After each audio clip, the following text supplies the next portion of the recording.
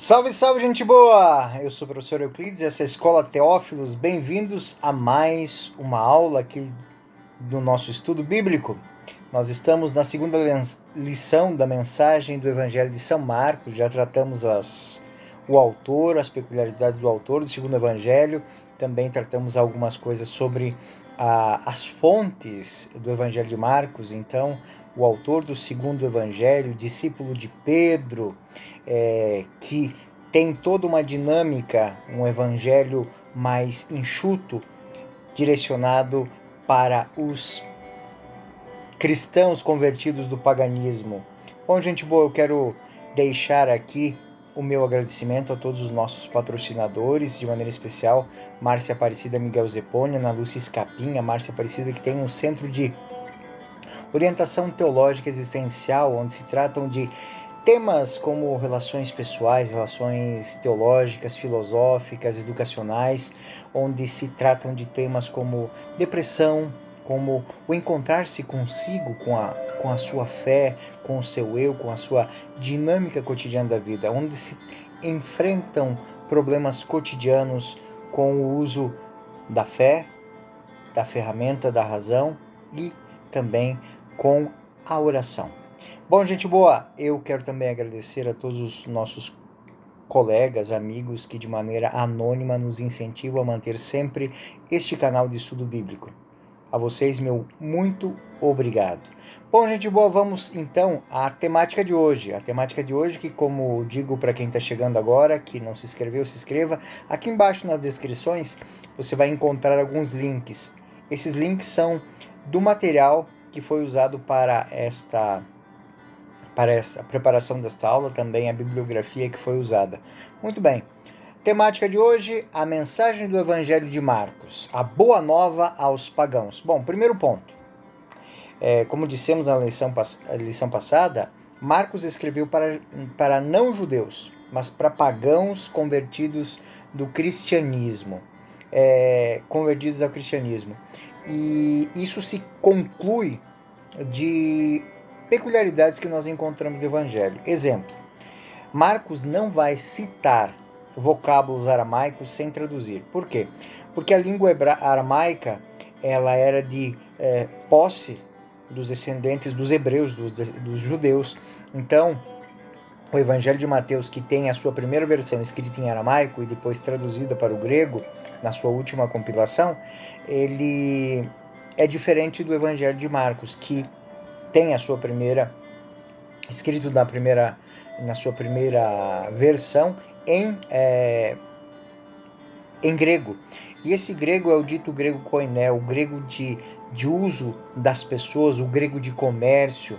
Então, todas as vezes que Marcos, dentro desse texto que é destinado a pagãos convertidos ao cristianismo, ele vai citar um vocábulo para dar um sabor, para dar um sentido mais original à cena, ele vai fazer a tradução. Se nós pegarmos Marcos 3,17, por exemplo, vou dar alguns exemplos aqui para a gente entender. Marcos vai...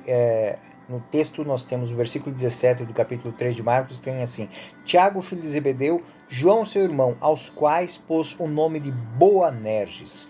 Em aramaico, Boanerges são filhos do trovão, mas Marcos, ao citar Boanerges na língua aramaica, ele já faz a tradução simultânea, um closed caption, né? Em Marcos 5,41, uma nova citação aramaico, Talita cum, menina, ordeno-te, levanta-te. Marcos 7,14, 7,11 e 7,34. No versículo 11, ele vai falar do Corban. Corban, que era uma oferta dada ao templo, e ele cita Corban, mas isto é, oferta.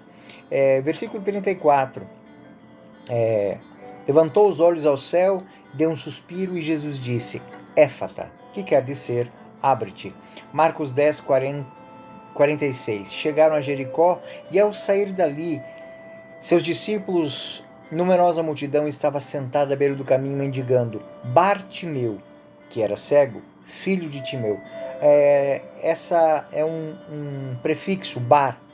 Bartimeu. Timeu é o nome do pai. Bar quer dizer filho de. Então, é um um prefixo do aramaico para dizer filho de.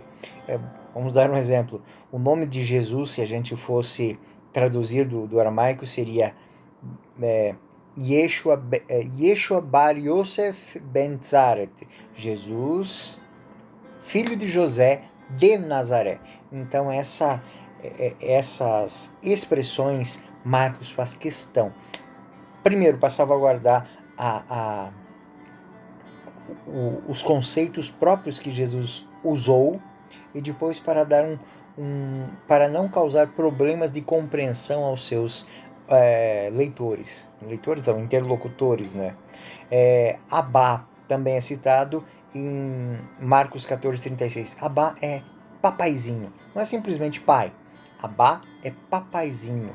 É uma tradução do aramaico para o grego feita por Marcos. Marcos também cita Gólgota em Marcos 15:22. Gólgota, traduzido, lugar do crânio, lugar da caveira.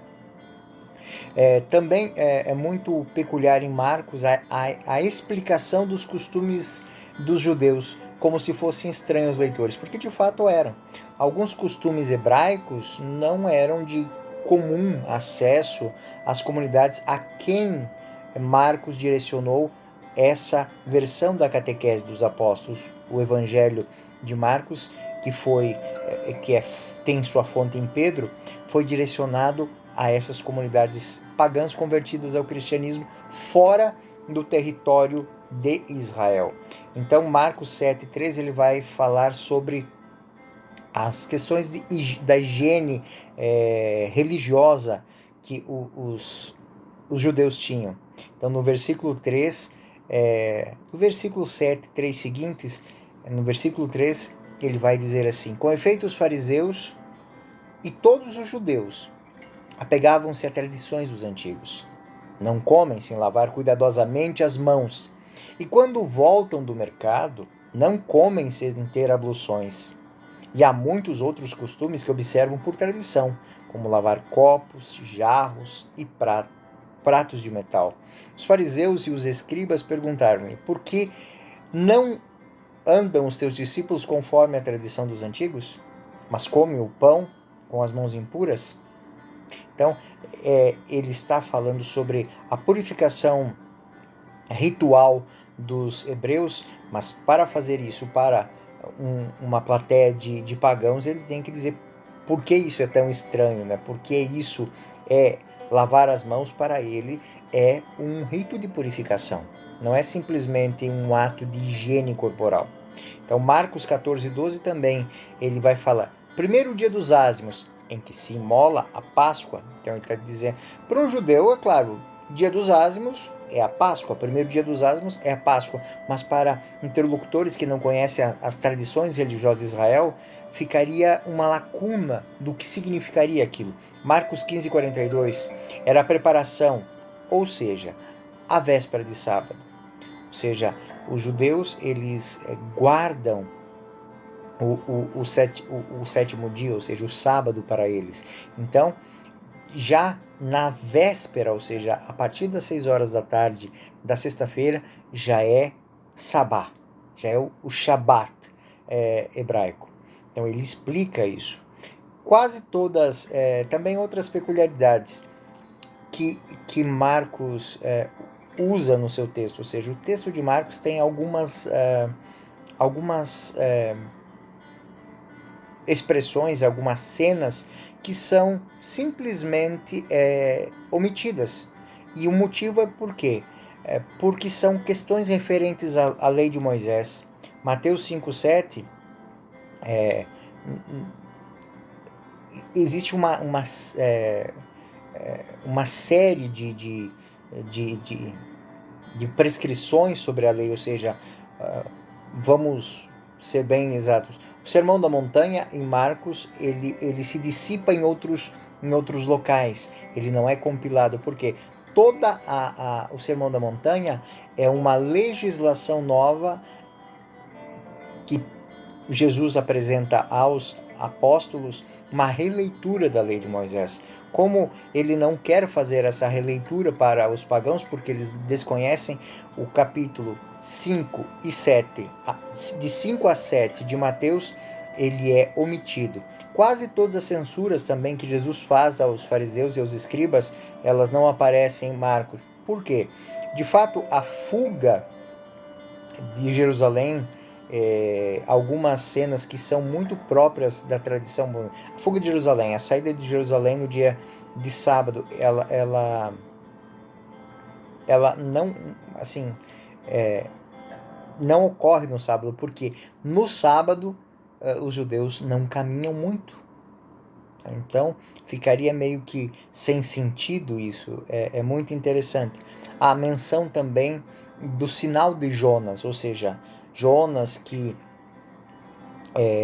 fica 3 dias no ventre da baleia, o sinal da ressurreição, ou seja, o marco da ressurreição, não faria sentido para pagãos que não conheciam a história do livro de Jonas. Então, poucas são as citações também do Antigo Testamento em Marcos. Ele não tem preocupação de Mateus, que cita 18 profecias. Lucas até cita um pouco mais, mas Marcos cita apenas 5 profecias.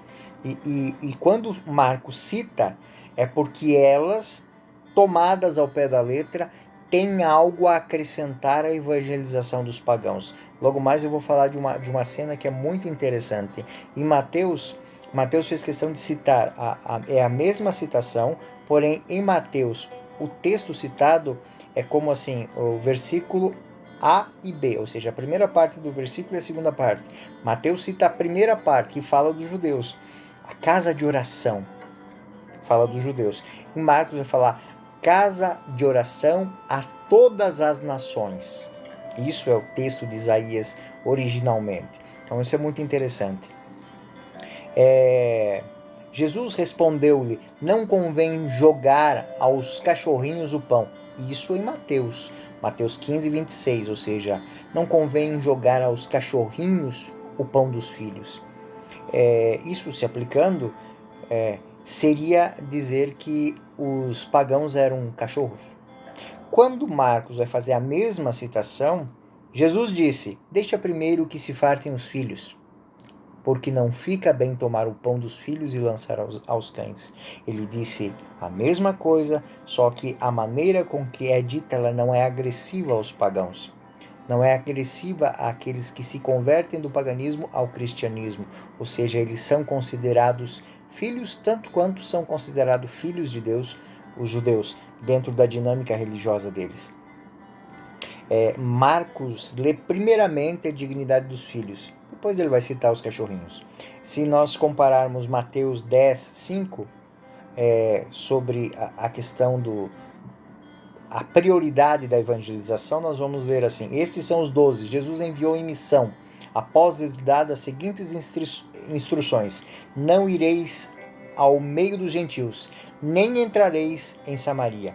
Ou seja, ide primeiro as ovelhas perdidas da casa de Israel. Esse é o mandamento, o envio que Jesus faz aos apóstolos no Evangelho de Mateus, que tem o seu destino os judeus. Ou seja, os judeus não são esquecidos.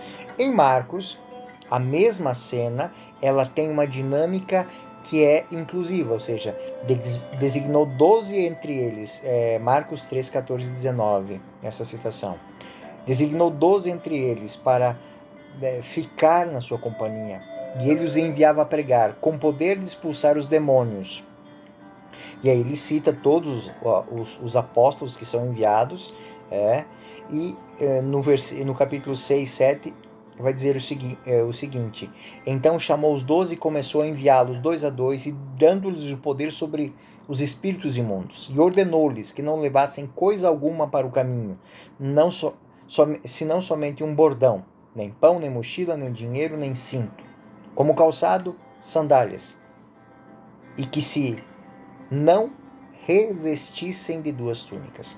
Ou seja, Marcos não lê que os apóstolos, a sua primeira missão tem que ser enviado apenas aos judeus. O foco da citação da mesma cena, para Marcos, é a urgência e a prioridade que se manifesta no poder de Deus entre as nações, ou seja, ir libertar as pessoas dos espíritos maus, dos demônios Então, essa é a dinâmica, isso que move os apóstolos, essa é o mandato que eles têm, livrar o mundo do pecado. Livrar o mundo do pecado. E em Mateus, resgatar os judeus perdidos. É bonito essa dinâmica. Mateus 10, 17 e 19. Cuidai-vos dos homens, eles vos levarão aos seus tribunais e sereis açoitados com varas nas sinagogas. Então, e sereis por minha causa, levados diante de governadores e dos reis. Servireis assim como testemunho para eles, os judeus, e para os pagãos. Então existe uma prioridade aqui. Marcos, ao fazer essa situação, a mesma citação, em Marcos 13, 9, 11, vai dizer: mas primeiro é necessário que o evangelho seja pregado a todas as nações. E quando vos levarem e entregarem, não premediteis no que haveis de dizer, mas dizei o que vos for inspirado naquela hora, porque não sois vós que falais, mas o Espírito Santo. Então, nessa citação de Marcos, em comparação com Mateus, o objetivo da evangelização, o objetivo do sofrimento, da perseguição, é que chegue a todas as nações o Evangelho. Outra comparação que a gente pode fazer entre Mateus 21, 13 e Marcos 11, 17. Diz eles, está escrito, minha casa é uma casa de oração. Isaías 56, 7a. Mas vós fizestes dela covil de ladrões. Jeremias 7, 11. Quando Marcos cita estas duas profecias, ele vai citar elas na íntegra. O versículo de Isaías 56, 7, ele é citado totalmente. Ensinava-lhes nesses termos, não está porventura escrito, a minha casa será chamada casa de oração para todas as nações. E de fato, quando a gente pega Isaías 56, está lá, eu os conduzirei ao Monte Santo e os cumularei de alegria, na minha casa de oração. Isso é o que Mateus cita. Seus holocaustos e sacrifícios serão aceitos sobre meu altar, pois minha casa se chamará casa de oração para todos os povos. Essa citação não era interessante, não era necessária em Mateus. Em Marcos ela é fundamental. Ou seja, a casa, ou seja, as nações, a casa de oração, Jerusalém, é uma casa de oração para todas as nações, para todos os povos. Então isso é muito bonito.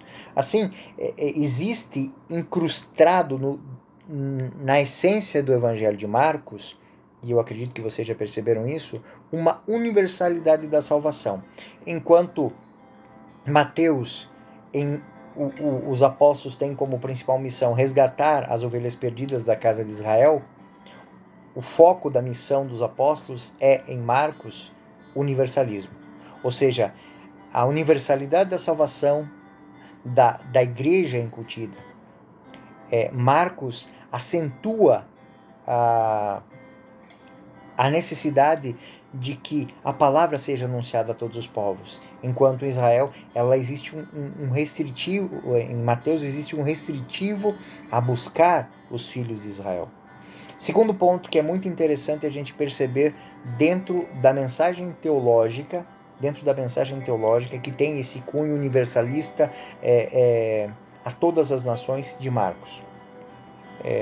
Podemos dizer que os pagãos convertidos para os quais Marcos escreveu eram de origem latina, ou seja, conheciam tanto o grego quanto o latim. E é só por isso que a gente entende porque em alguns momentos durante o texto aparecem palavras que não fazem parte da tradição hebraica, mas fazem parte sim da tradição dos povos que irão escutar e irão tomar conhecimento dessas catequeses dos apóstolos. Além de apresentar os aramaicismos que eu falei antes, e ele traduz eles, Marcos também tem numerosos os ditos latinismos que repercutem no texto original. Vamos dar exemplos de algum aqui. Marcos 5, 9 e 15. Perguntou-lhes, qual é o teu nome? Respondeu-lhe, Legião é meu nome, porque somos muitos. Ele também traduz aqui. Porém, ele vai, o versículo 15, ele tinha sido possuído pela legião, e o pânico apoderou-se deles. O termo legião é legio, da linguagem militar romana. Isso era de conhecimento comum daqueles que falavam latim e falavam grego. Marcos 6, 27 e 37. Sem tardar, enviou o carrasco com a ordem, Herodes, né? Enviou o carrasco com a ordem de trazer a cabeça de João. Ele foi, decapitou João no cárcere, trouxe sua cabeça num prato e deu à moça, e esta entregou a sua mãe. O termo decapitar, decaput, é cortar a cabeça. É uma sentença capital que era aplicada pelos romanos para evitar o sofrimento do condenado. Vamos dizer que era uma forma de respeito, um tipo de misericórdia, porque a sentença comum judaica, né, era o apedrejamento, extremamente doloroso, extremamente sacrificante para o condenado. Então, Herodes, quando manda matar João Batista, pede que alguém vá lá e o decapite, ou seja, que seja sem dor. É prova de que Herodes, quando faz isso, faz meio que a contragosto, porque de fato ele tinha uma afeição por João Batista. Né? João Batista não lhe falava as verdades. Né? Então, é uma dinâmica que existe aqui e que ele quis mostrar no texto. Outra citação onde que ele vai usar esses latinismos. Conhecendo-lhes a hipocrisia, Marcos 12, 15. Conhecendo-lhes a hipocrisia, respondeu-lhe Jesus: Por que me quereis armar um laço? Mostrai-me um denário. E apresentando-lhe a ele, perguntou: De quem é esta efígie? A inscrição? De César, responderam. Então Jesus replicou: Dai, pois, a César o que é de César, e a Deus o que é de Deus. E admiravam-se dele. Denário era uma moeda, era a moeda romana, era uma moeda de uso romano. Então, quando ele vai usar essa palavra, ele está usando uma palavra que é de conhecimento daquelas pessoas. Ele poderia usar uma dracma, por exemplo. Mas aqueles ouvintes não entendem. O que é dracma? Né? Mas ele usa um denário.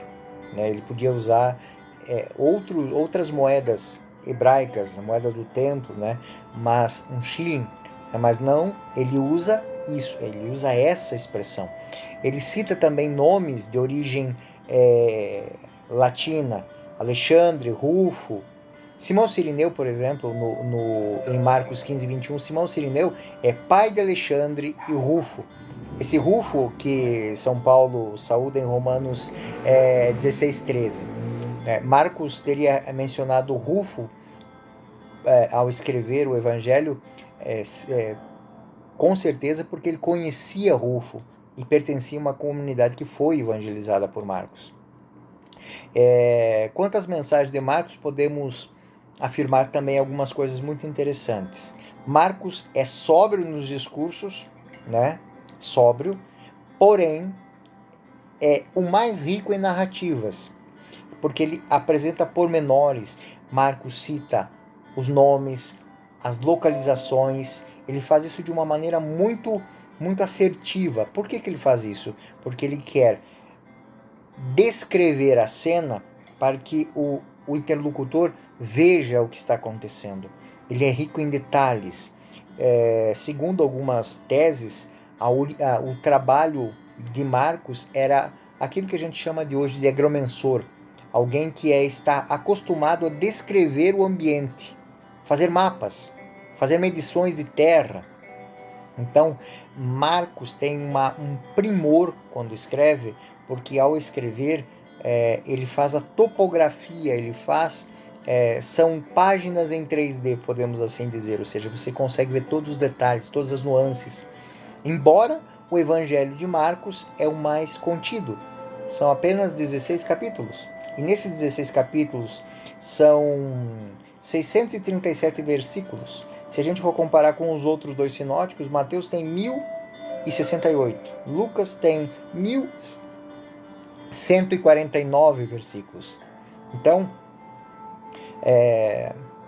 Marcos é quase a metade de Lucas. A gente diz que ele é sintético, porém, em nenhum momento podemos dizer que ele deixa coisas fora. Falei sim que ele omite o Sermão da Montanha, ou seja, a nova leitura do Cristo dada à legislação hebraica. Por quê? Porque os pagãos a quem é direcionado o seu evangelho não conheciam a legislação hebraica, não conheciam a lei, não conheciam a Torá, a nova lei, a lei do amor, a lei, os valores que são ajustados pelo Evangelho de Jesus Cristo em Mateus 5 a 7, não fariam sentido no contexto de Marcos. Marcos é breve, como existe uma brevidade sem perder aquilo que eu digo, sem perder a essência e a continuidade do Evangelho.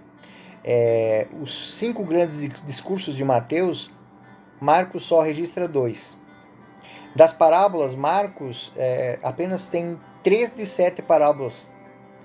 O sermão escatológico de Marcos é muito... ele é condensado, né? Então, Marcos ele reduz sem perder o fio da meada. Como disse, a ideia de Marcos é colocar desde o início do anúncio, lá com João Batista, o batismo de João Batista, até a sua ascensão. Lucas vai ter a infância, Mateus vai ter a infância, Mateus vai ter toda a parte da liturgia, da nova liturgia, dos novos valores de Israel, a nova legislação. Então, essa mensagem contida dentro de Marcos, ela sim, tem um direcionamento muito prático, né? A mensagem foi direcionada para essas pessoas que se convertem do paganismo para o cristianismo. Elas conhecem o latim, elas falam a língua latina, elas têm costumes, elas todas as vezes que elas precisarem entrar em contato com algo que é muito peculiar à vida de Israel, porque Jesus é um hebreu, eles vão ter esse suporte dado por Marcos. As imagens, ou seja, as narrativas de Marcos serão muito vivazes, serão muito cheias de pormenores. Então a gente lendo, vai fazer inúmeras comparações e vai perceber essa realidade. A ordem dos acontecimentos também. Quando Marcos ele é muito... Ele quando ele narra na cronologia de como aconteceu a cena. Em Mateus, em Lucas, existe sempre um significado, existe sempre uma motivação por detrás. Então, por exemplo, Mateus 21:11, a solene entrada de Jesus em Jerusalém. Por quê? Porque existem muitas profecias ligadas a esse momento. Ou seja, quando eles colocam os ramos para que Jesus entre, quando ele vai em Mateus 21:12-17, ele vai ao templo, expulsa os vendilhões. Existe uma dinâmica nisso. Uma segunda-feira, Jesus faz secar a figueira, o interrogatório, ou seja, existe uma ordem nos acontecimentos dentro de Mateus. Em Marcos, por outro lado, Jesus entra em Jerusalém, tem a recebimento dos ramos, na segunda-feira faz secar a figueira, expulsa os ventilhões, na terça é interrogado e explica por que foi secar a figueira. Então a sequência ela é mudada porque existe uma sequência cronológica que Marcos quer guardar. Ele quer que a cena transcorra do jeito que ela aconteceu. Existe uma dinâmica em Mateus que é encaixar estas cenas. Então, podemos dizer assim que existem séries que correspondem simplesmente ao curso real dos acontecimentos, ou seja, quando Marcos o Evangelho está sendo dito, todas as cenas elas são apresentadas de uma maneira fluida, de uma maneira. Em Mateus ela é mais trabalhada, ela é mais sistemática, em vista da catequese que terá que ser feita aos judeus. Estas são, por exemplo, por assim dizer, as peculiaridades da maneira com que o texto é construído, pensando no foco a quem será direcionada essa plateia, podemos assim dizer, a plateia de Marcos, que são judeus, que são pagãos convertidos ao cristianismo. Essas pessoas vão ouvir no Evangelho de Marcos que a salvação é para todos, que a salvação ela liberta dos males, liberta do pecado, liberta dos espíritos mundanos. E Cristo vence a morte, vence a dor, ele tem poder sobre a vida e a morte. E isso é muito interessante de ser trabalhado, de ser visto trabalhado dentro de Marcos. Marcos, ele trata Jesus levando em conta a sua divindade. Bom, existe essa temática, mas por ela ser ainda um pouco extensa, eu vou aumentar, eu vou ter mais uma lição sobre o conteúdo teológico do Evangelho de São Marcos. Então nós findamos esta lição aqui, mas vamos ter mais uma lição. A você que esteve aí, que nos deu atenção nesta aula de hoje, bom estudo, não deixe de clicar aí no seu joinha, não deixe de abrir o link do texto de hoje para fazer o seu estudo mais aprofundado, responder aos questionários. Muito obrigado a você que nos incentiva e nos patrocina. Fiquem com Deus, até a próxima. Eu sou o professor Euclides e essa é a Escola Teófilos. Até a nossa próxima aula. Conteúdo teológico, ou seja, o destino da temática da humanidade de Jesus anunciada às nações. Muito obrigado pela sua atenção. Até a próxima. Fiquem com Deus.